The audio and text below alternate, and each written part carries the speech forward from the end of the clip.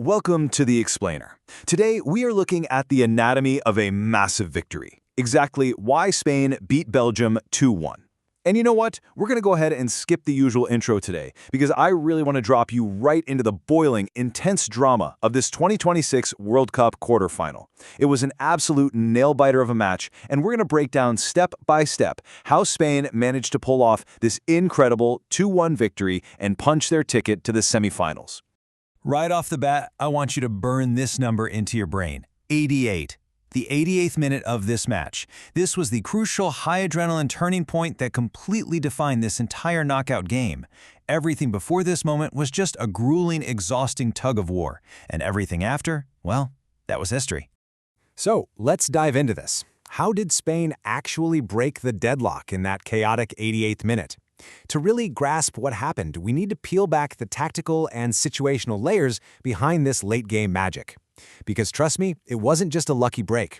It was the climax of intense physical pressure, some absolute individual brilliance, and, unfortunately, one very heartbreaking error. To set the stage for you, just imagine a massive crowd of over 70,000 screaming fans packed tightly into SoFi Stadium in Los Angeles. The atmosphere was a literal pressure cooker. You've got two European heavyweights clashing in the intense California heat, and the tactical stakes, they're at an absolute maximum. Looking at how this game unfolded, you can see exactly how we got to that dramatic finish. Spain struck first at the 30-minute mark with a beautiful goal from Fabian Ruiz. But Belgium, they punched right back, and just 11 minutes later, Charles de Ketelaere equalized. And what you really need to know here is that de Ketelaire's goal was actually the very first goal Spain had conceded in this entire tournament. Fast forward to the 71st minute, and a massive shift happens. Belgium's star goalkeeper Thibaut Courtois is forced off with an injury, and that perfectly, tragically, sets the stage for Mikel Merino's 88th minute winner. But before we analyze that wild final goal, we have to talk about the first major pillar of Spain's victory, the absolute magic of Lamine Yamal. It was an undeniable, brilliant individual performance. Yamal was rightfully named player of the match, and honestly, it's so easy to see why. He was just constantly twisting and turning down that Belgian right flank. After what some critics considered an underwhelming tournament for him up to this point, he really steadily grew his influence as this grueling match went on. He showcased this totally fearless mentality for his age, simply breaking down the Belgian defense piece by piece, attacking space with relentless, unbelievable energy. And I think this quote brilliantly illustrates his mindset. After the match, Yamal perfectly captured the vibe when he said, "Honestly, I think we're the two best teams at the World Cup. We'll see what happens, but we're not scared at all." I mean, wow, that supreme, fearless confidence is just radiating from the entire Spanish squad right now. And it's exactly the kind of swagger you need to grind out a fiercely contested quarterfinal win. Tactically speaking, that confidence feeds perfectly into Spain's heavy reliance on late-match pressure. What does that mean for us watching at home? Basically, you're seeing a strategy of sustained ball control. They use repeated sprints and rapid changes of direction to completely break down a fatigued defense deep into a match. Their conditioning and that relentless off-the-ball movement are purposefully designed to crush opposing teams right when their legs feel like lead. It's this fascinating mental and physical game of attrition, just wearing the opponent down pass by pass until the defensive cracks finally show.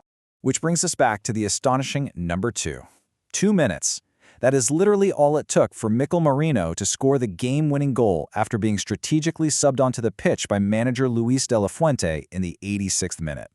Talk about having fresh legs and absolutely perfect tactical timing from the coaching staff, right?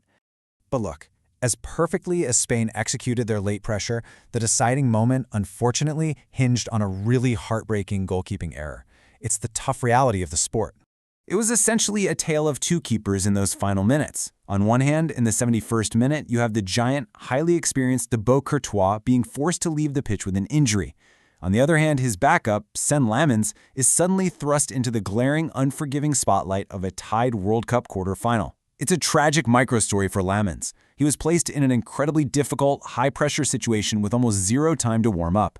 So here is exactly how those final seconds played out. Step 1, Spanish defender Pau Cubarsí unleashes a powerful shot from about 25 yards out. Step 2, Sen Lamens gets to it, but he just fails to keep hold of the ball, spilling it right back into the penalty area. And Step 3, Mikel Merino, perfectly positioned and absolutely full of energy from just coming onto the pitch, pokes in the rebound. It's a super opportunistic finish that requires immense spatial awareness. The stadium absolutely erupts, and just like that, Belgium's World Cup dreams are shattered. Marino was absolutely ecstatic.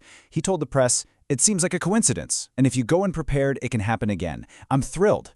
And you know what's crazy? This was amazingly his second consecutive late-game winning goal. He also scored the dramatic late winner to knock out Portugal and Cristiano Ronaldo in the round of 16. The man is cementing his legacy as an absolute knockout stage hero for sure. All right, so Spain survives a massive, massive test. But next up, a semifinal clash with France. This is going to be a truly colossal July 14th showdown in Arlington, Texas, against a terrifyingly in-form French side. The stakes literally could not be any higher. When you compare these two juggernauts side by side, you can see just how insanely tight this matchup is. France has a flawless 6-0 record this tournament, scoring a massive 16 goals while conceding just 2.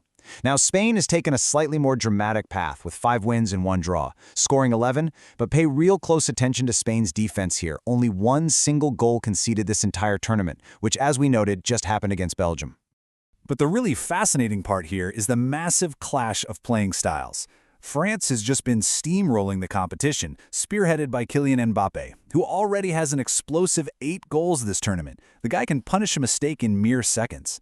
Spain, on the flip side, wants to dictate the entire flow of the game, relying on that sustained ball control, late physical pressure, and just grinding out these dramatic, incredibly tight victories. Now, you might think France is the heavy favorite given their flawless form. But hold on, because history actually heavily favors Spain here. Over 11 historical meetings, Spain completely owns this rivalry, with 7 wins to France's 3.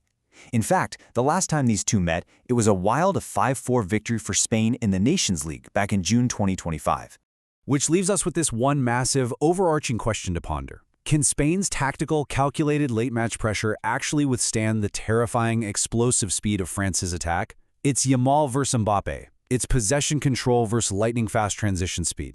Thank you so much for joining me to break this all down today. I don't know about you, but I absolutely cannot wait to see how this semifinal unfolds. Keep learning, keep analyzing, and I'll catch you on the next explainer.